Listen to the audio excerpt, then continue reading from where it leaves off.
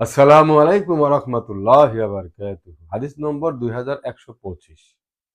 হযরত ওমর ইবনে খাত্তাব রাদিয়াল্লাহু তাআলা আনহু থেকে বর্ণিত, রাসূলুল্লাহ সাল্লাল্লাহু আলাইহি ওয়াসাল্লাম বলেছেন, তোমাদের এবং ইয়াহুদি ও খ্রিস্টানদের উদাহরণ এমন, যেমন এক ব্যক্তি কয়েকজন মজদুর নিয়োগ করল এবং বলল, দুপুর পর্যন্ত এক এক কিরাতের বিনিময়ে কে আমার কাজ করে দিবে। তখন ইয়াহুদিরা এক এক কিরাতের বিনিময়ে কাজ করল।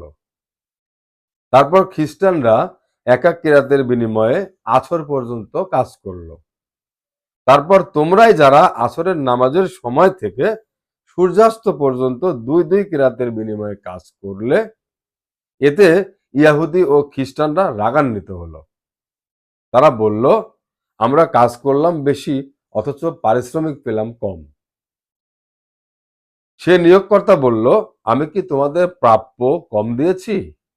তারা বলল, না।